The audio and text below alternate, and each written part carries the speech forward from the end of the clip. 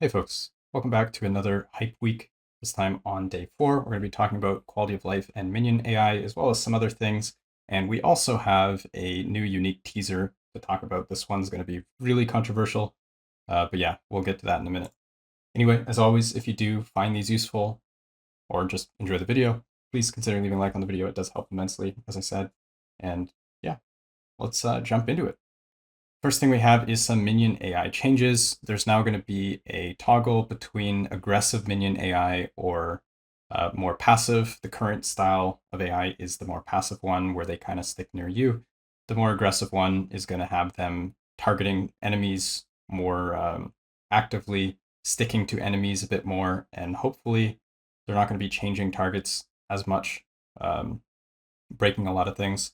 There's also a little bit more minion power, just baseline, so they're going to have a little bit better like DR multipliers and stuff like that, so they will be a bit tankier and even more so against bosses and stuff. So they're trying to help you keep minions alive. Hopefully that does make a difference.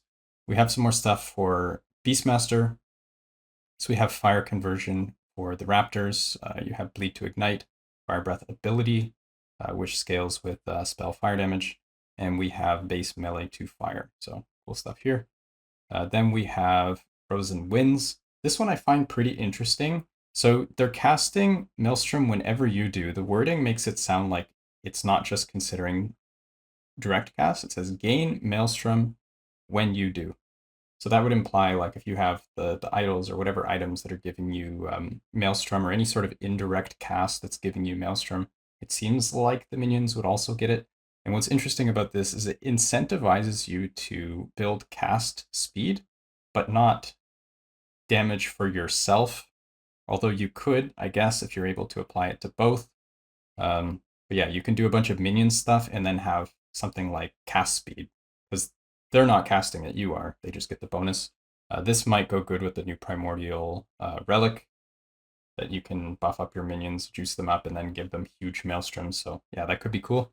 We have another one here, and I'm not a huge minion fan, but this node did look interesting to me, even something that I'd probably even consider playing around if I was going to play minions. But yes, the bear is using your earthquake, and they already nerfed it based on I'm guessing some internal feedback. So this could still be decent. We know it was probably at least decent enough for them to nerf it. So there could be some really cool stuff you do here.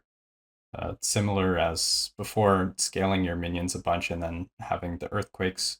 And then you can kind of do some different stuff with your gear because you're not worrying about your own self damage. So yeah, that could be really interesting.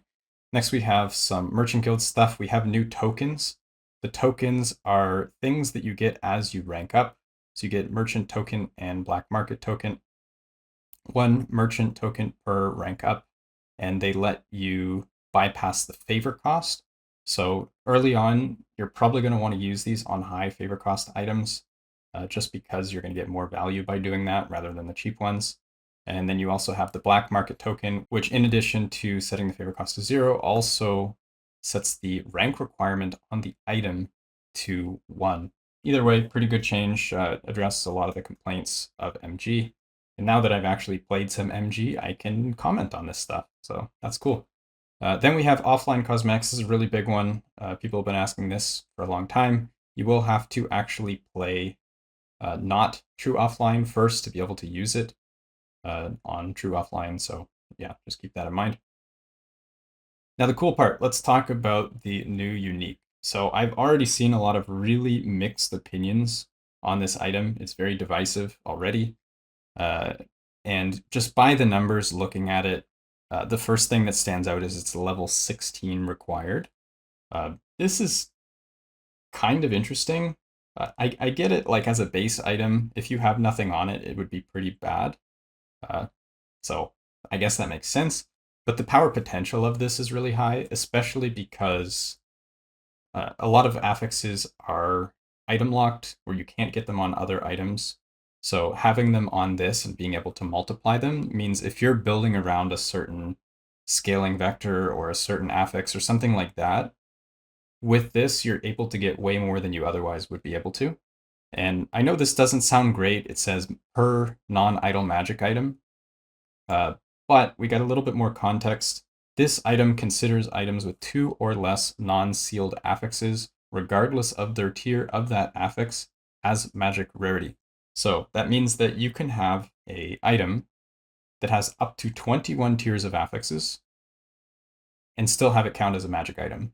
So it's 21 and not 28 or 29 because you can't, this is primordial, so you can't have a T8 in addition to this, but you can have a sealed T7 from something like Nemesis crafting and 2 non-sealed T7s, and it would still count as magic.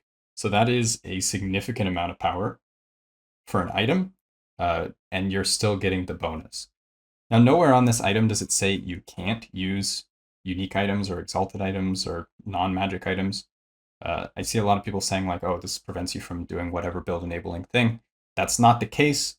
Even if you have a build that can really use some stats on this slot, even if you have like only 5 or 6 items that are considered magic items, assuming they're well rolled, this probably is already going to be value. You don't need to have all 10 slots as magic items for this to be value. I was counting catalysts. There's no catalyst, so it is 9.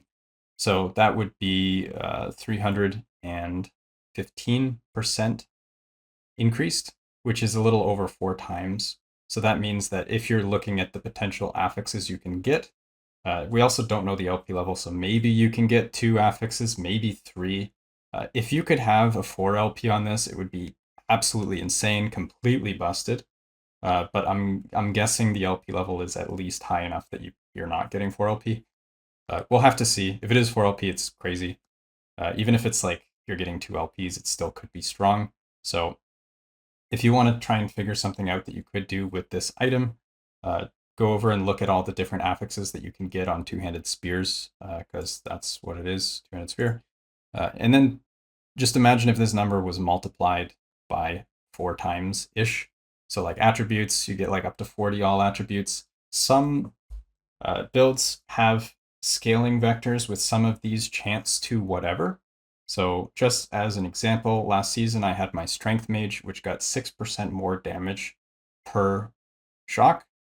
With this item, you would have over 800% chance to shock from the item, which would be, what is the math on that? 4,800% more damage, I think. I don't know, I'm tired, but yeah. That would be crazy. You have all these other ailments and stuff, anything that scales, chance to slow. There was some stuff that scales with chance to slow, so this is potentially even more multis. Even something like, what do we have? Flat crit, you could potentially get 100% flat crit if you have something that scales off uncapped crit. There's a lot of potential there. Penetration, having up to 40 times 4 and a bit. So you have over 160% pen, which is almost triple damage just from that. You have melee attack speed 96%, so you'd be at about 400% attack speed just from this item alone. Yeah, so I think this is the kind of thing that you are going to want to get multiple T7s on it. If you're going to put any amount of effort into grinding the end game with something like this, there's a lot of value to getting multiple T7s here. And even flat damage, there's some crazy stuff here for, like for example, melee void, 119. So you're getting like 480-ish. Actually, it's probably closer to 500 with like good rolls. Flat melee, and then you use that with something like the Dark Stride boots, which gives you move speed per melee. Now you have huge amount of flat, and you're zooming. You could even combine that with something like pen, then you're tripling your damage in addition to the flat, or just attack speed, and now you're attacking crazy fast with a stupid amount of flat damage and move speed. Yeah, there's even more stuff here. Increased damage. If you're playing like an off attribute build, you don't have much increased damage. You could get all of it from here. And there's probably a bunch of other things I'm not even thinking about that you could do. I don't know, some sort of like stun chance scaling. Maybe you can like stun lock bosses, increased AoE. You have 55 here, so you'd have like over 200% increased AoE. Could be some crazy stuff. Crit multi. We're talking like over 600% crit multi. So if you can get multiple of these stats with a bunch of items that are considered magic, I think that there's a lot of potential. We're just going to need to think about builds differently.